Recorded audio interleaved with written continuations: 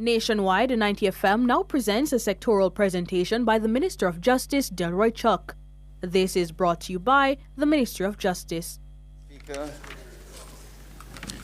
Madam Speaker, I open my presentation this afternoon with the following. Quote, "True peace is not merely the absence of tension, it is the presence of justice." These are the words of Baptist minister and social activist, the Reverend Dr. Martin Luther King, Jr. Today I'm proud to stand in this Parliament on what is my 10th consecutive year of sectoral presentation as Justice Minister.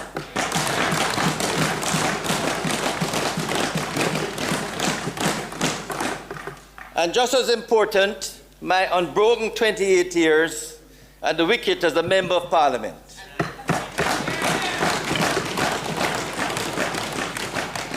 This is a testimony of the faith that my beloved constituents of Northeast St. Andrew have in me. Yes.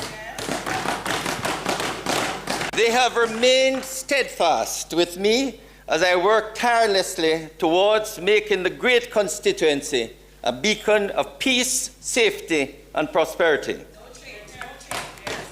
I thank the Prime Minister, Dr. the Most Honorable Andrew Holness, my colleague cabinet ministers, fellow members of Parliament, and express my heartfelt appreciation for their support in the ongoing efforts of a collective approach in advancing justice towards a safer Jamaica, which is our 2025 theme. As we reflect on the past year, I extend my sincere gratitude to all those who have contributed to the vital work carried out by the Ministry of Justice and its departments and agencies. In a year marked by both progress and challenges, the dedication, professionalism, and resilience of our team, and by extension our justice stakeholders, have ensured continued delivery of justice services across the country. Madam Speaker, over the past decade, this administration assumed the reins of governance. Tireless work has been undertaken towards making Jamaica's justice system one of the best, provided and delivering timely, quality justice services. I can proudly say, Madam Speaker, without fear of contradiction, that over the near decade of this Andrew Michael Holness-led administration, Jamaica's justice system has undergone significant and meaningful improvements towards the vision of a first-class justice system.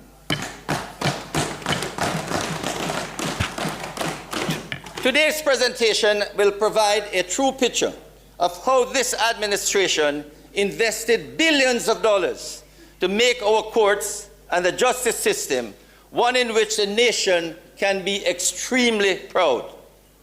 Madam Speaker, the work of Team MOJ under the guiding hands of Permanent Secretary Grace Ann McFarlane, who is here with us in the chambers, and her executive management team, and the Ministry of Justice staff has ensured citizens better access to justice and opened windows of opportunities for citizens to resolve and settle their disputes, disagreements, and conflicts. At this moment, I would like to invite all present to warmly congratulate Team MOJ for copying 3 Service Excellence Awards in fiscal year 24-25. The Ministry won awards for the most outstanding service excellence implementing entity, for Website of the Year, and for Best Front Office Decor. Let us applaud their efforts. Madam Speaker, our dedicated approach to building a first-class justice system includes many stakeholders who have been ably charting the course. Chief Justice, the Honorable Brian Sykes, and the Court Administration Division staff, headed by Ms. Tricia Cameron Anglin, who I see here in the gallery.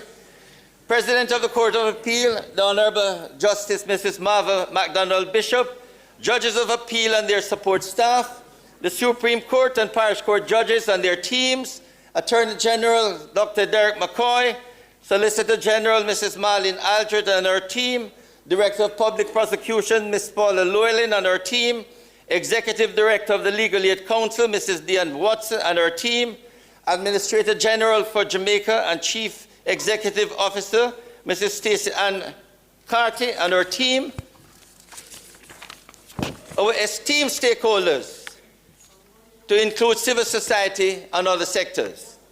A very important component of the overall goal towards improving our justice system is the support from our valued international development partners, including Global Affairs Canada, the United Nations Development Programme, who I think is represented here, United Nations Children's Fund, the UK Foreign Commonwealth and Development Office, the Government of Rwanda and the Rwanda Cooperation Initiative, International Narcotics and Law Enforcement Section in the United States Embassy, the European Union Delegation to Jamaica.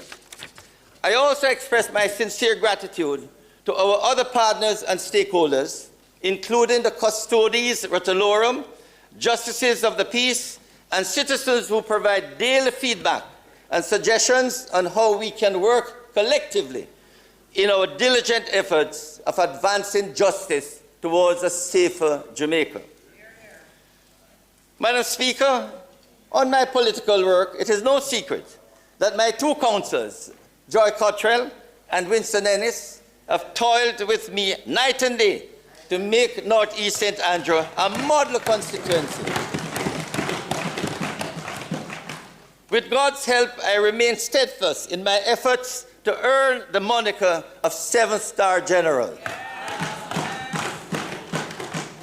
And I owe a debt of gratitude to Joy and Winston and my constituency liaison officer, Wayne Lawrence, and the extended political team, many of whom are here in the gallery, who help year in, year out to respond to the needs, concerns, and complaints of constituents.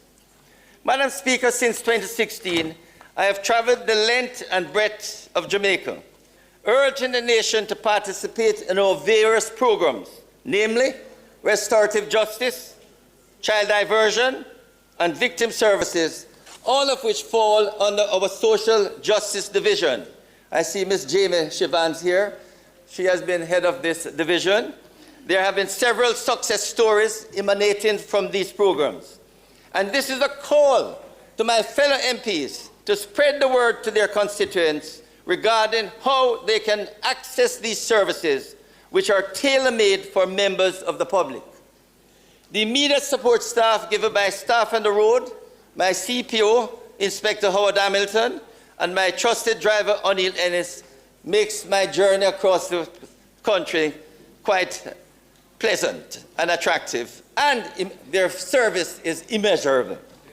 Madam Speaker, where would all this work be without the support of my rock, Patricia, who is here and my family. My wife and I are celebrating 47 years, now in the 48 years. We enjoy and have 4 lovely daughters who make me proud, and 6 grandchildren. I don't know if any others are on the way, but we are enjoying the 6 grandchildren.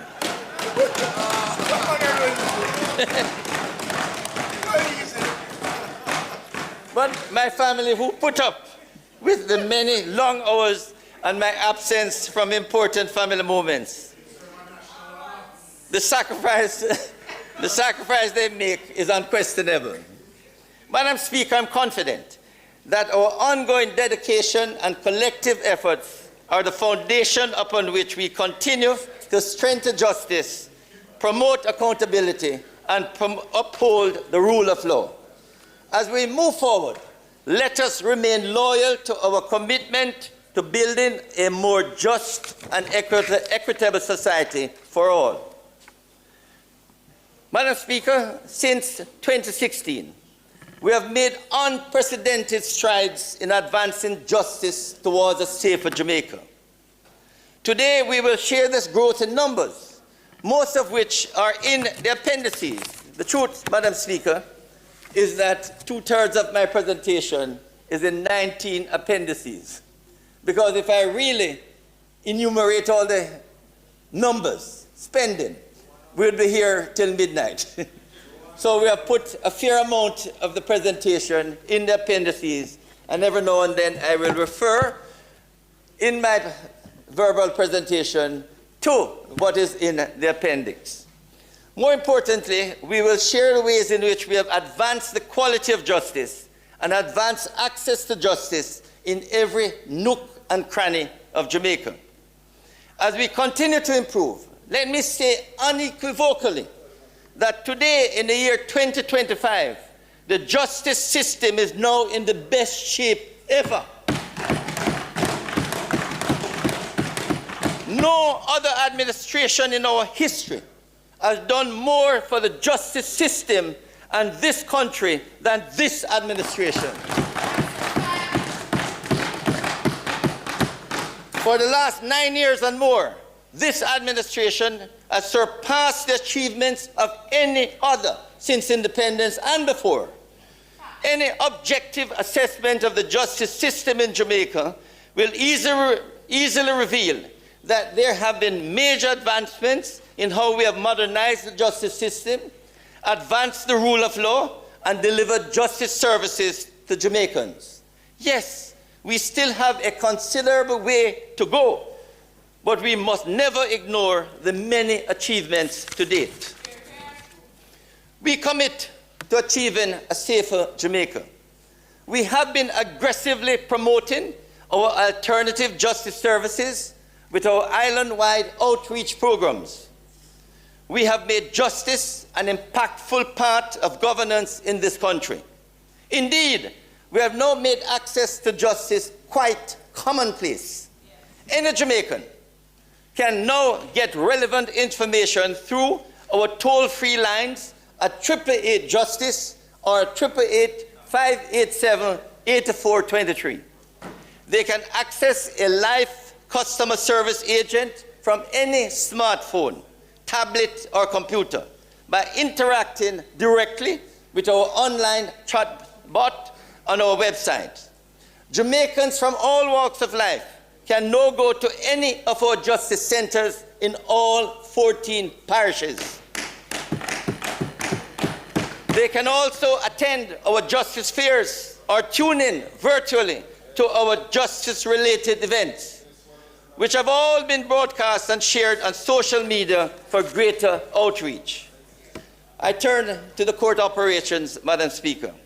I wish to congratulate the Chief Justice of Jamaica and the judges who continue to deliver justice in a timely and forthright manner, thereby advancing justice towards a safer Jamaica. From 2016 to today, we are witnessing remarkable progress in several indicators related to the administration of justice here in Jamaica. Let us look at the results relating to the backlog in the parish courts, the payment of justice debts, the processing of attorneys' claims, the support to the General Legal Counsel, the growth in the number of judges, and the expanded cadre of prosecutors at the Office of the Director of Prosecutions. The records, Madam Speaker, show that the backlog in our parish courts has literally disappeared. Today, we have less than 2% backlog. International standards state that once you're below the threshold of 5%, you're considered backlog-free. Madam Speaker, this is a historic achievement.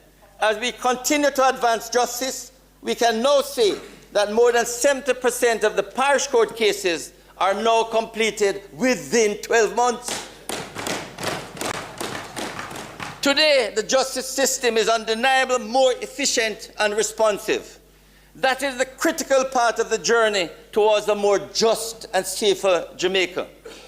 Madam Speaker, on the matter of judgment debts, we are proud to declare that we have paid almost $7 billion, which is a far cry from the dismal situation we inherited in 2016. Madam Speaker, in 2016, lawyers, litigants were calling me, begging me to make sure that their debt, the judgment debt that they have spent years to pursue, that we could pay these judgments debt on time. Including cousins. Billions of dollars were owed, Madam Speaker. But we, since 2016, have ensured that nobody can say we owe them any judgment debt. Any that is owed is in the system coming through. In fact, Madam Speaker, by resolving these long-standing and perennial financial obligations, we have restored confidence in Jamaica's legal system to pay its debt to successful litigants. Madam Speaker, legal aid attorneys are no longer forced to wait months for their payments. In fact, we are now in position where our team members at the Ministry of Justice literally ask attorneys to submit their claims on time to facilitate payments due to them within the fiscal year. Indeed, Madam Speaker, if members look at Appendix 11, you will see that so much has been paid out. What is more, Madam Speaker, for the last 3 years and more, every January, February, we literally call attorneys to send in their claims because we have money available to pay them. As we seek to strengthen our legal institutions, our commitment to this year's theme of advancing justice towards a safer Jamaica is all-encompassing. As I indicated, Madam Speaker, we have the funds to assist the attorneys and to ensure that the rule of law is upheld. So, Madam Speaker, during the last 3 years, we have been supporting the General Legal Counsel to the tune of $43.5 million for the period 2023 to 2025. This goes towards the execution of the Council's activities under the Proceeds of Crime Act, or POCA regime, as we ensure the high standards of integrity and accountability within the legal profession. This, Madam Speaker, was provided to the General Legal Counsel so they can properly investigate, audit, and check attorneys. And we at the Ministry of Justice, supported by the Ministry of Finance, agreed to assist them to make sure that all attorneys in practice are properly audited and supervised. Madam Speaker, this increase in the number of judges here in Jamaica is an example of our efforts at advancing justice. The numbers speak for themselves. We have increased the number of judges on all fronts and expanded their capacity to meet growing demands. In the Court of Appeal, judges have increased from 6 to 13. In the Supreme Court, the number of judges have increased from 32 to 42. And in the parish court, we have moved from 50 to 78. And masters and chambers has increased from 3 to its full complement of 8. This growth also extends to the Office of the Director of Public Prosecutions, where the number of prosecutors has significantly increased, and I will deal with that later. Most importantly, Madam Speaker, the Court Excellence Program is well underway, and with the last fiscal year's focus on the International Organization for Standards, ISO, certification for quality management, gap analysis, ISO preparation is underway for the Court of Appeal, the Gun Court, and the Court Administration Division. Madam Speaker, the judiciary's technology integration and modernization activities, including the funding of infrastructure upgrading to the tune of $187 million. They have commenced the implementation of an integrated human resource system that will facilitate improved data management. Madam Speaker, since 2016, we have spent over $4 billion on the establishment and renovation of our courts. Our vision at the Ministry of Justice is to progress continuously towards the Caribbean's preeminent first-class justice system. Our vision is for our courts, many of which are over 100 years, to be fully upgraded or replaced. I turn next, Madam Speaker, to the Administrator General's Department. The Administrator General's Department has been supporting beneficiaries of trusts and estates in Jamaica since 1873. It plays a critical role in advancing justice towards a safer Jamaica by safeguarding the interests of beneficiaries and creditors in the administration of these trusts and estates. This also extends to estates where persons die intestate and leave behind children under the age of 18. The department's activities go a far way in helping us reduce the deadlift disputes and arguments which are so commonplace in today's Jamaica. Madam Speaker, we need to avoid the potential family disputes and even violence, which we oftentimes witness when Jamaicans fail to prepare a will.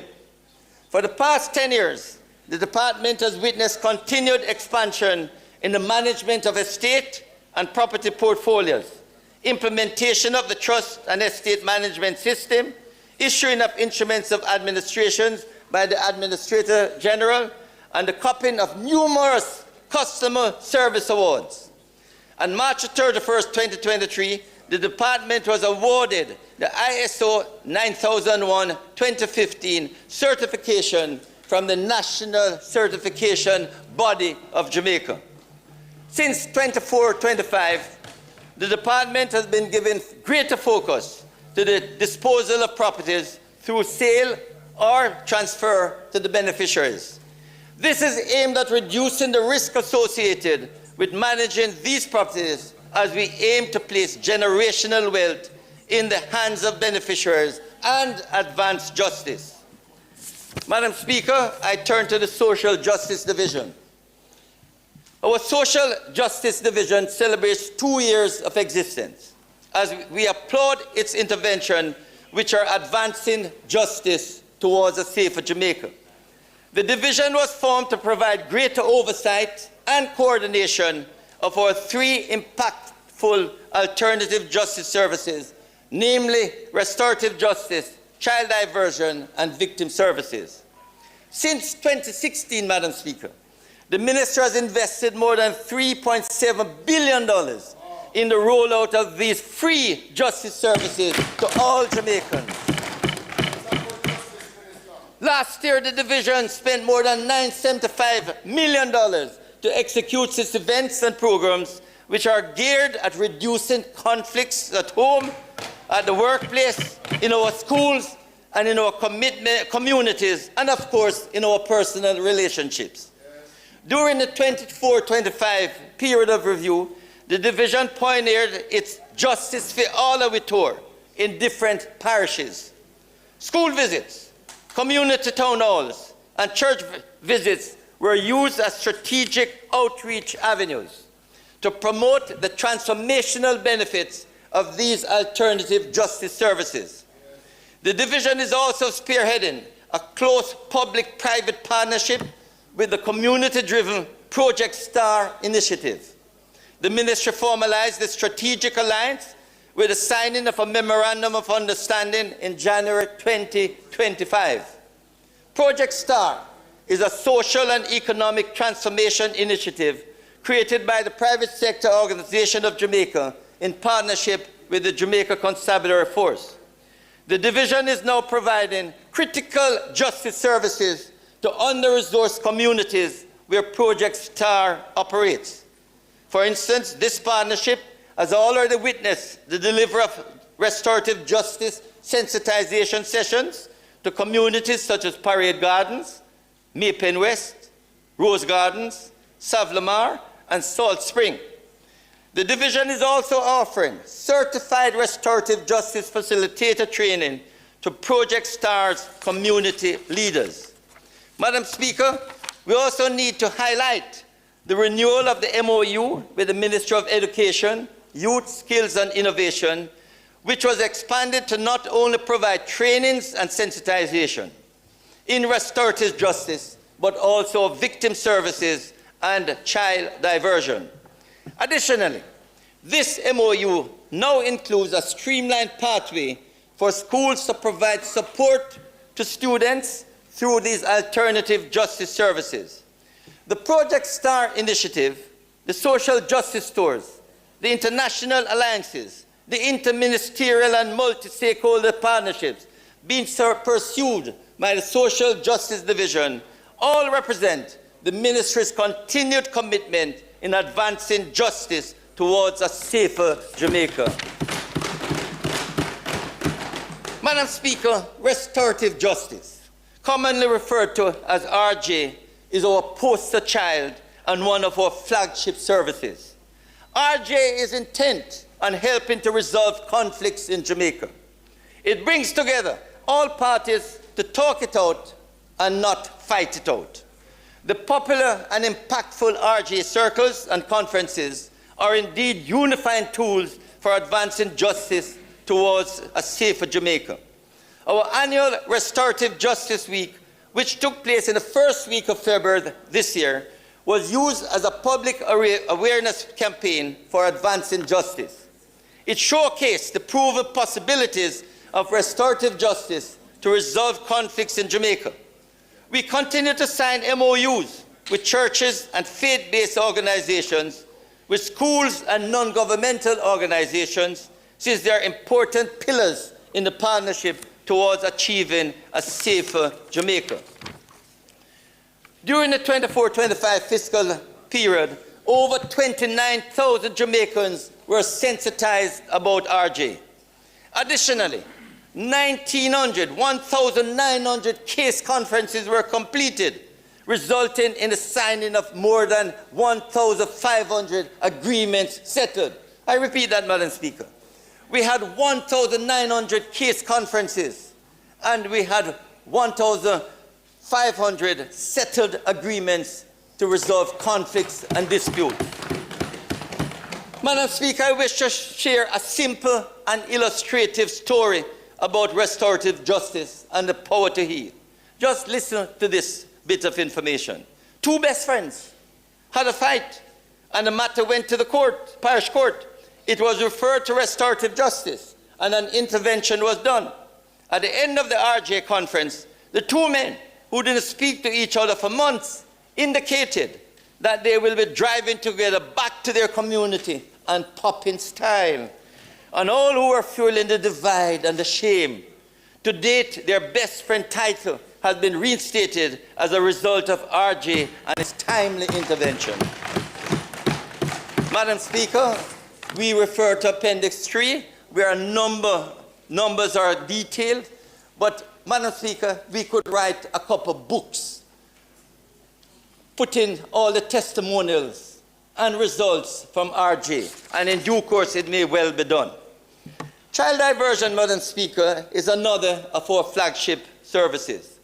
I cannot overemphasize the importance of our youth population in this conflict resolution journey of advancing justice towards a safer Jamaica. The National Child Diversion Program started in March 2020 and is considered the baby of the alternative justice services. It was established under the 2018 Child Diversion Act and redirects children ages 12 to 17 years from the criminal justice system using structured rehabilitative interventions. Once children are enrolled in the program, they receive a range of support services. These include mentorship, individual and family counseling, educational and skills training, drug treatment, and counseling and sexual and reproductive health education. One excellent feature, Madam Speaker, of the program is that once our children successfully complete their individualized diversion program, all applicable criminal charges against them are dismissed. In other words, they do not get a criminal record. The ministry is accelerating its efforts to reach our youth population and protect them from a life of crime and violence, allowing them to enjoy a safer Jamaica. Since the operationalization of the program, nearly 27,000 Jamaicans have been sensitized about child diversion. Furthermore, in excess of 2,800 children have been transferred from the formal justice system and have received tailored treatment plans. Madam Speaker, another testimonial to show what has been accomplished. This is from a client, that child diversion client. When I was 16, I got into a fight that ended badly. I was charged with assault occasioning bodily harm. At the time, I did not understand how serious that was. I just thought it was a regular fight. But when I got referred to the child diversion program and met Miss Smith, everything changed. She helped me understand the impact of violence, not just on others, but on my own future. Through counseling and mentorship, I learned how to manage my anger and make better choices. I completed the program, stayed focused, and eventually applied to the Jamaica Defense Force. Today, I wear my uniform with pride because I got a second chance and I use it well. Thank you, Ms. Smith. Look at Appendix 4 and you will see some other activities of the Child Diversion Program. Victim Services, commonly referred to as VSB, is considered the elder in the Social Justice Division and has remarkably impacted more than 250,000 Jamaicans to date. As we ramp up the national focus on the victims of crime and their associated victim rights, the psycho-emotional support services given to victims by the branch have gone a long way in advancing justice towards a safer Jamaica. Madam Speaker, confidential counseling, emotional support, crisis intervention, and trauma assessments for individuals and groups form the core functions of victim services. I am pleased to announce that the work has started on victim support policy, and Cabinet has recently approved the policy concept paper.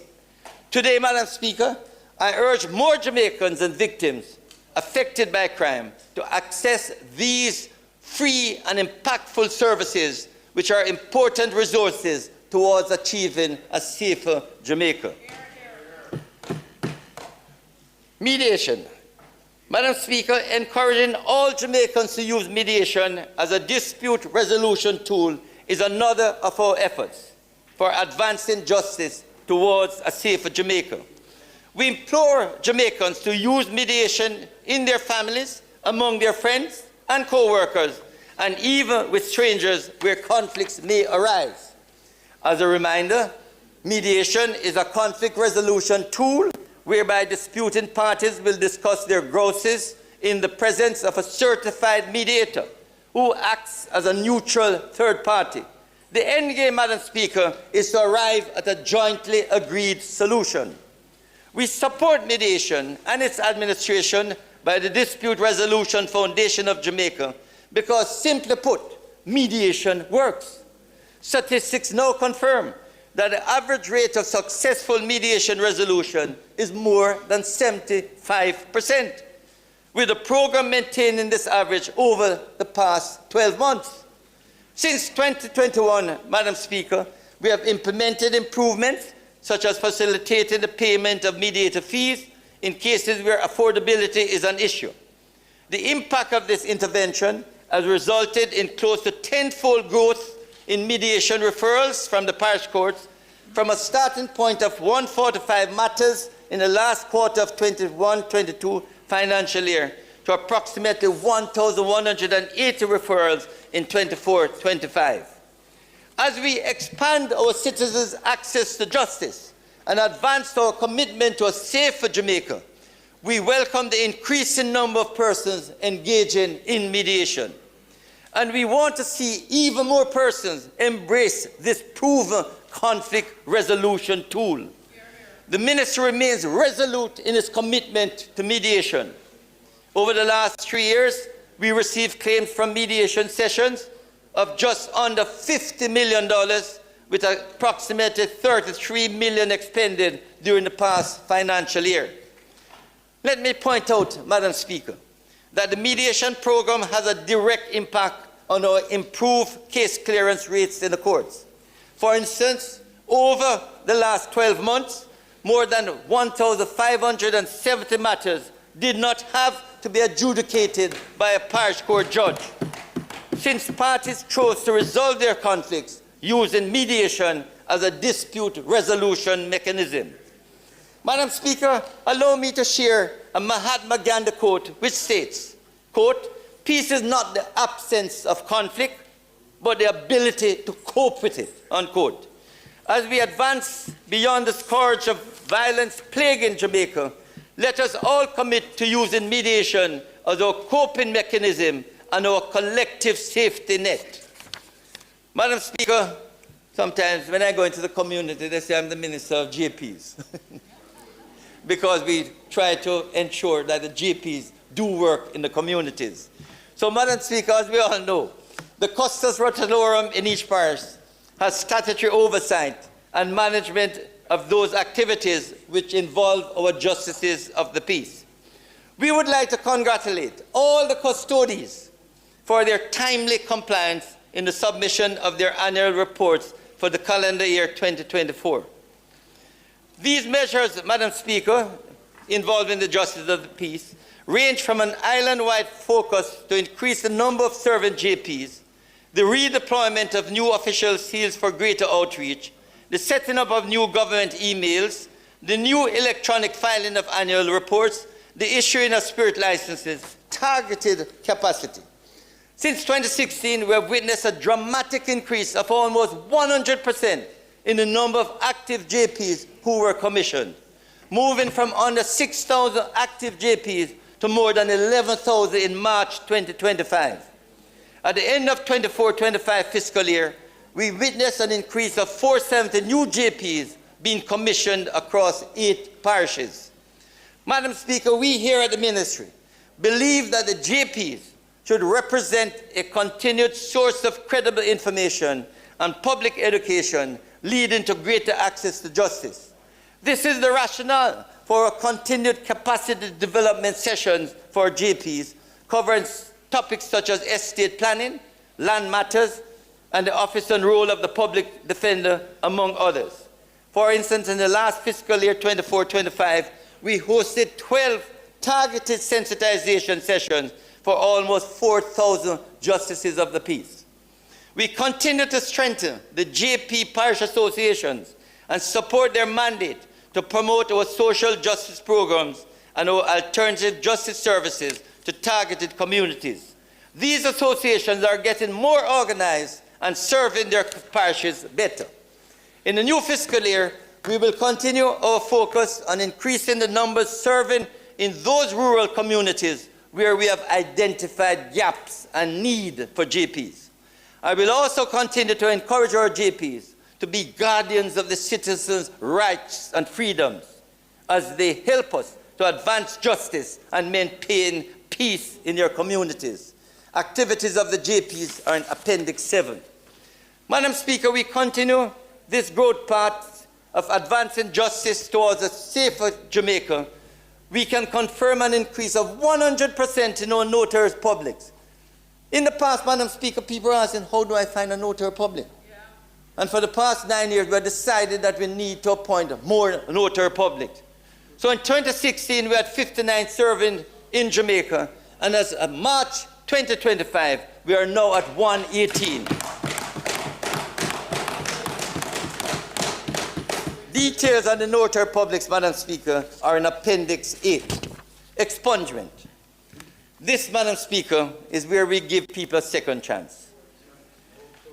And I say, Madam Speaker, as we move towards a safer Jamaica, we need to give people a second chance. Many of them are out there, can't get work, can't travel, and we need to look at that.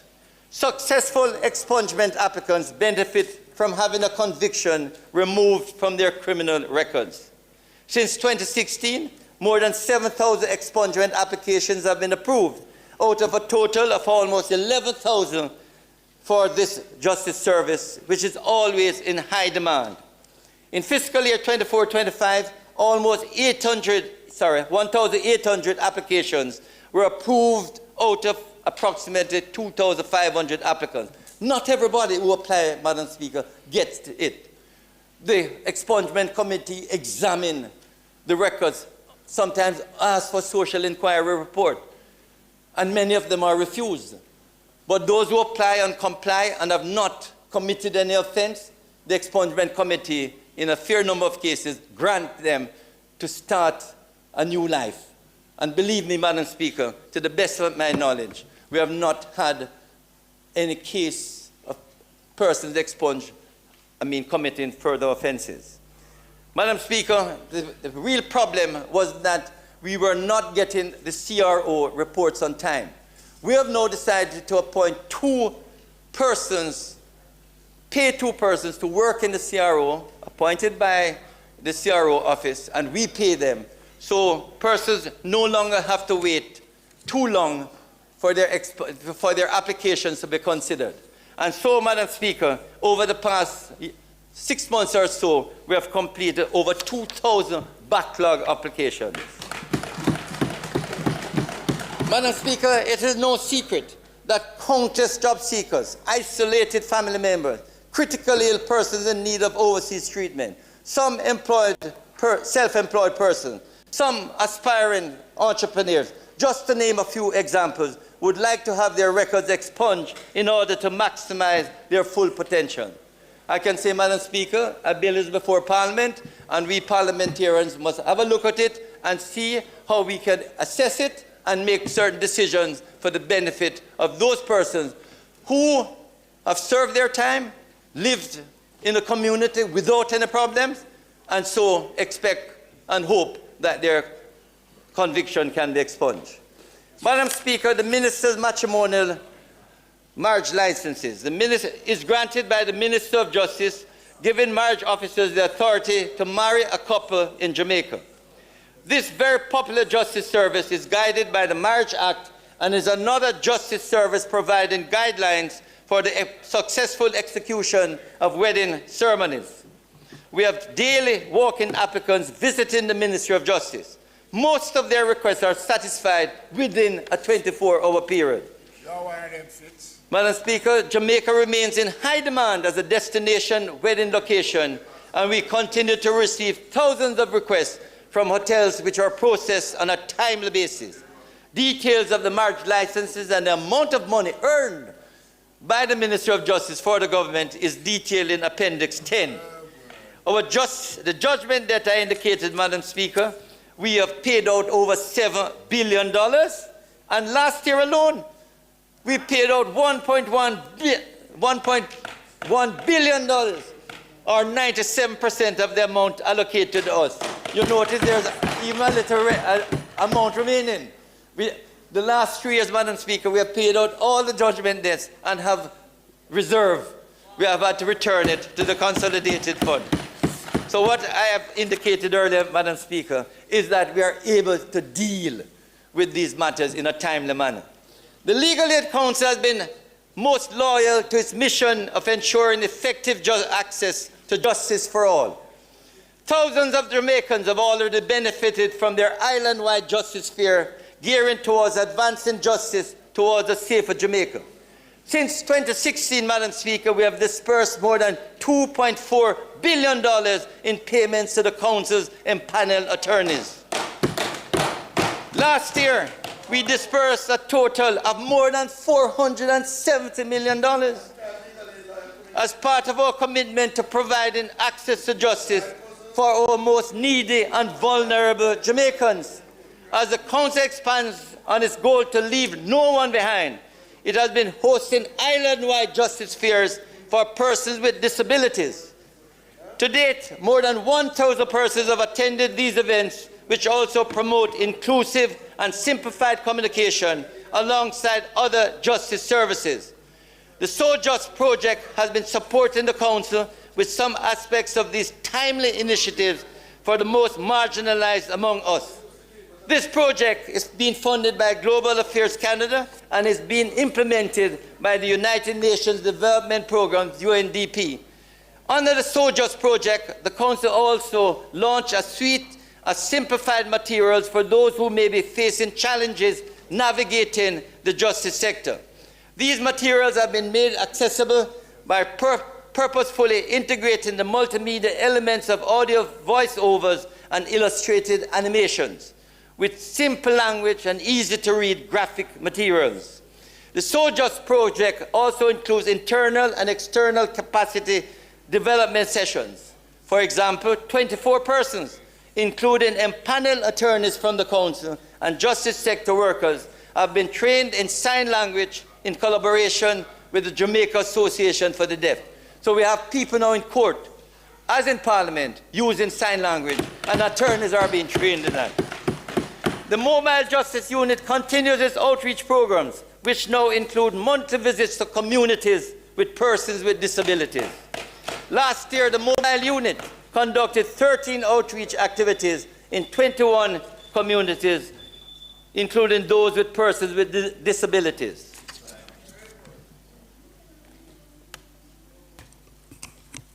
Thank you, Minister. House Leader, the member's time for speaking has expired.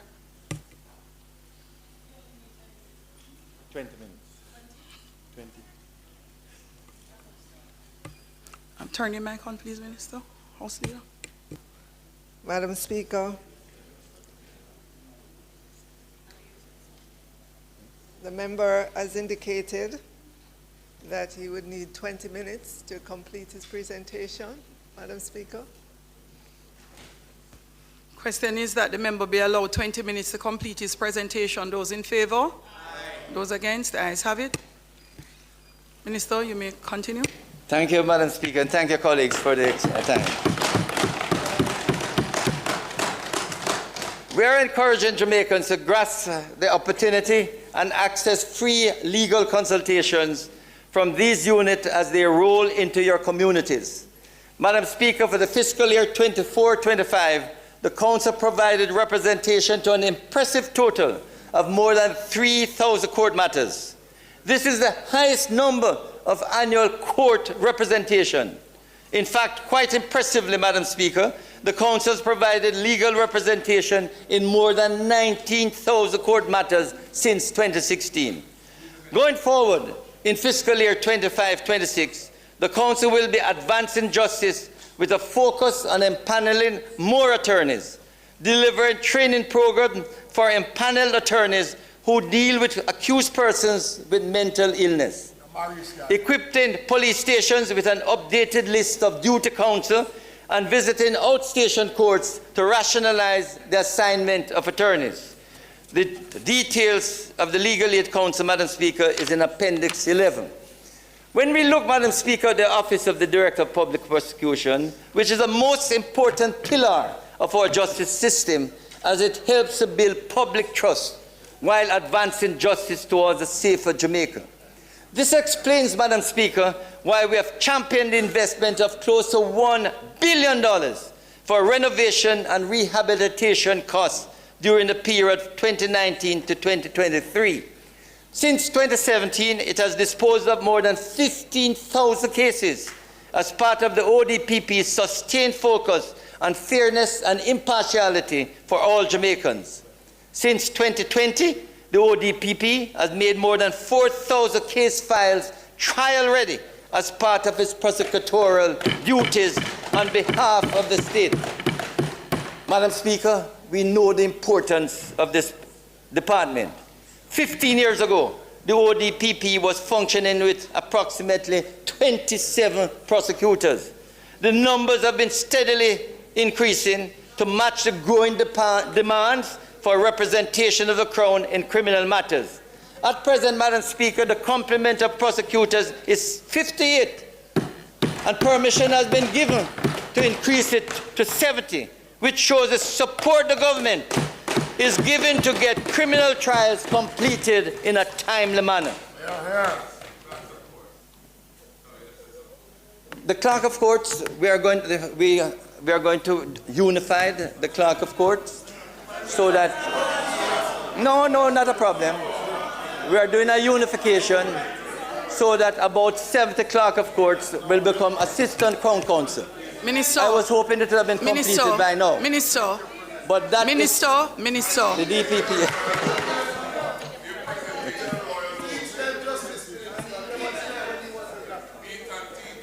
Madam Speaker, we have a justice training. We have a justice training institute, and it is doing yeoman work.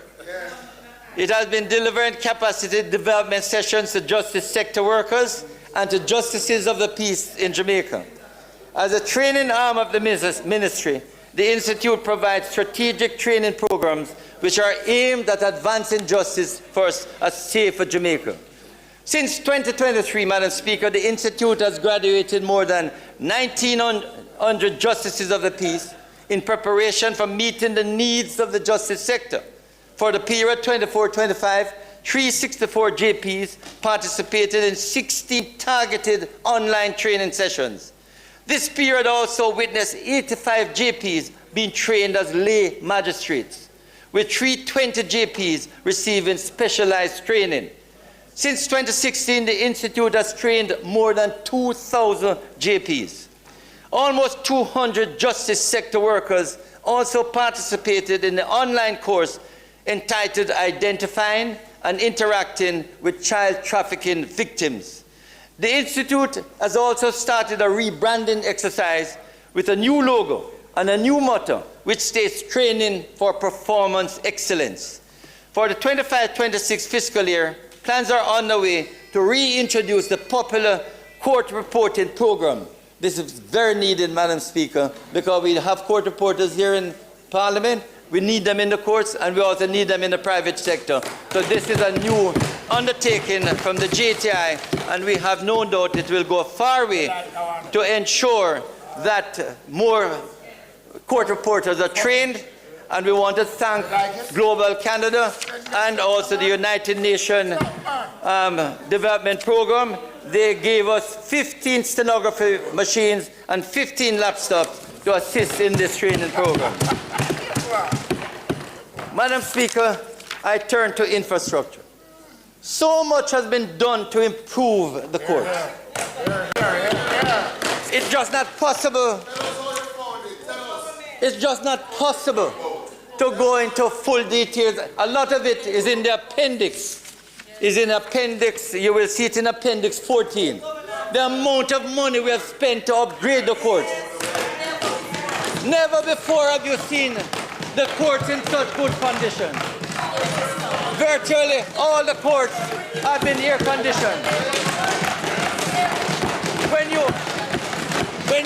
Madam Speaker, when you go to the Court of Appeal now, it is one of the best in the Western Hemisphere. And Madam Speaker, it's not just something done a few years ago. Those of you who live in Balaclava, Mr. Soley will tell you it's the best he has ever seen the Balaclava court. And then recently, last year, Madam Speaker, Beryl knocked down a court in Linstead. And that court, Madam Speaker, in Linstead is one in which a judge fell through once. But now, if you go to the Linstead court, you see a first-class court.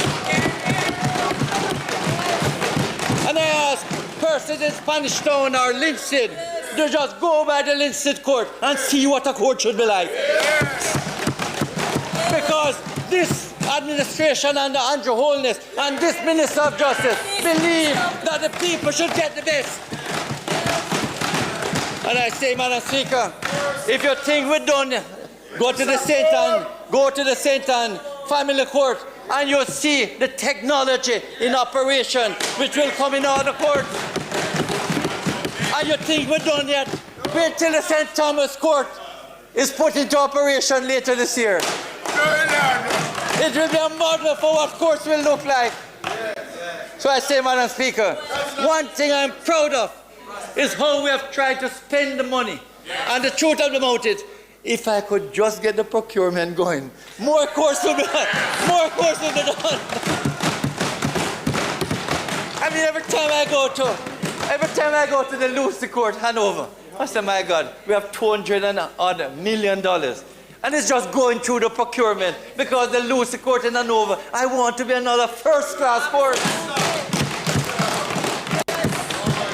And about 6 or 8 years ago, I asked the Prime Minister that we want to build some new courts, and he said, yes, you can build new courts. And the process started 6 years ago for a PPP, Private-Public Sector Partnership. And procurement just going for 6 years. But in time, we are going to have it done. Madam Speaker, I don't want to over time, but we are now We are no, Madam Speaker, we are no, Madam Speaker, going to put a fair amount of technology in all the courts. All the courts have the technology, but I'd hope by now it would be paperless. But we hope within the next year or two that all the courts will become paperless.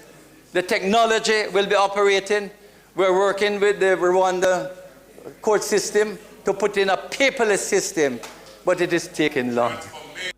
But it will be definitely transformational in the court system.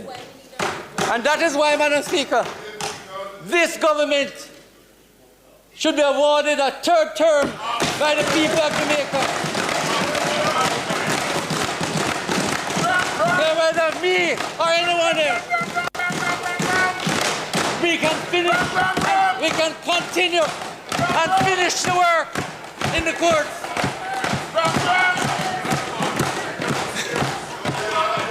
And I have no doubt, Madam Speaker. Don't worry. You don't worry. I have no doubt, Madam Speaker.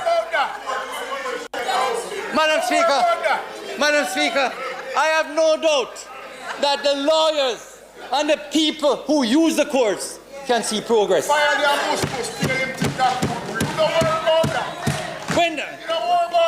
When you think, Madam Speaker, our judges in 2015, 2016 were the poorest paid in the Caribbean. 10 years later, our judges at all levels are the best paid in the Caribbean.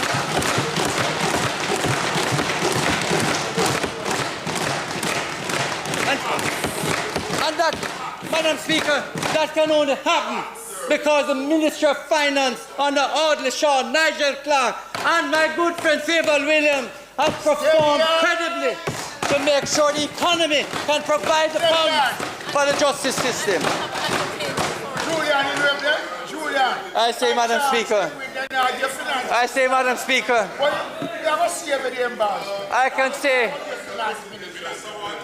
can say, Madam Speaker, that everyone who have had to interact in the justice system have faith that the program must continue into the next term. Madam Speaker, the legislation program, we have done a lot, you know. We don't crow about it. But I can tell you, we have had 27 pieces of primary legislation from the Ministry of Justice. Many of them have made life better for persons using the courts and also for Jamaicans in general.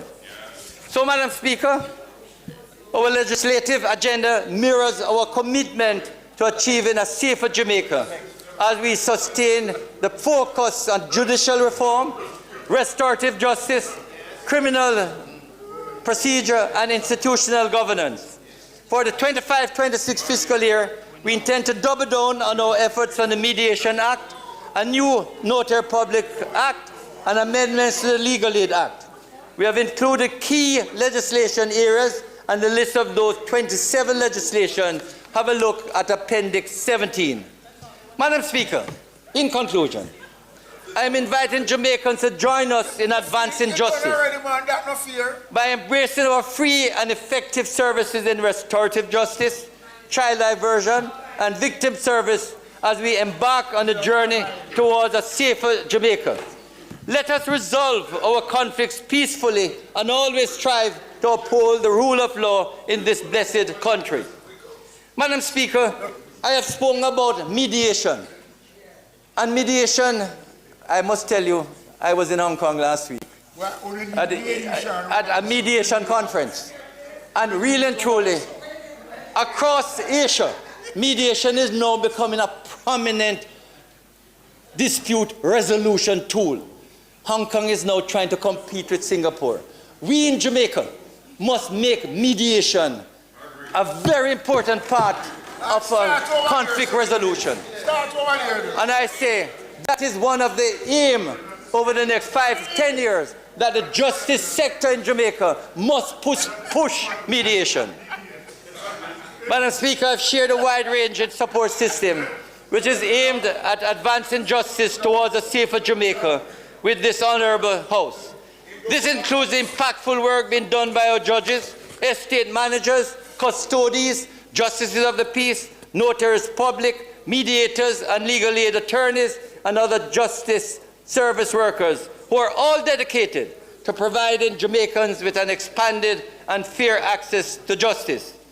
Our investment in capacity development, infrastructural improvements, and technology upgrades are all geared towards maintaining a justice sector which delivers in a responsive manner.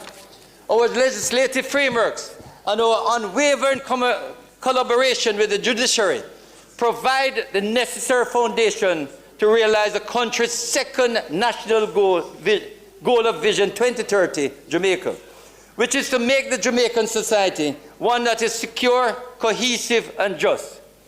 Madam Speaker, as I close this presentation, I can say, as Justice Minister for the last 10 years, I am proud of what we have delivered to the Jamaican people.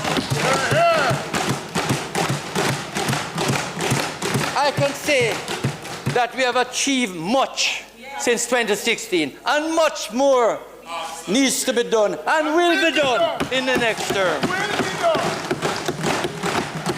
Madam Speaker, I can say in 2025, Jamaica's justice sector is on a path to continue to make even greater strides towards a just, peaceful, and harmonious nation, which is what we in Jamaica deserve, a harmonious, a kind and gentle society, which we will be forging in the next term. God bless all the